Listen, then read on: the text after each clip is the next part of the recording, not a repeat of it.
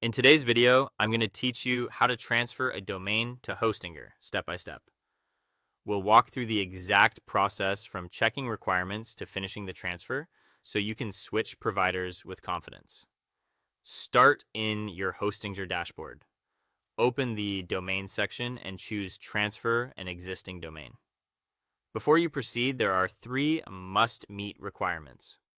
First, at least 60 days must have passed since the domain was first registered or last transferred. Registrars lock recent domains to prevent fraud, so if yours is brand new or recently moved, set a reminder and come back after that window. Second, the domain needs to be unlocked at your current registrar. Third, you'll need the authorization code, sometimes called an EPP or transfer code.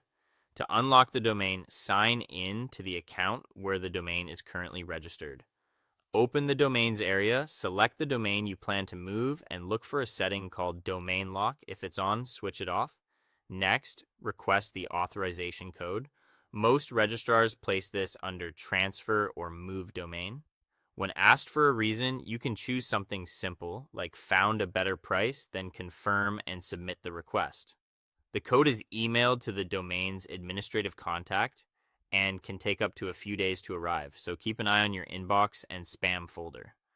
Once you have the code, return to Hostinger, go back to Domains, pick Transfer an existing domain, enter the domain name, and start the check. If everything's good, you'll be prompted to purchase 1 additional year for the domain at Hostinger. Don't worry, any remaining time with your current registrar is added on top, so you won't lose time you've already paid for.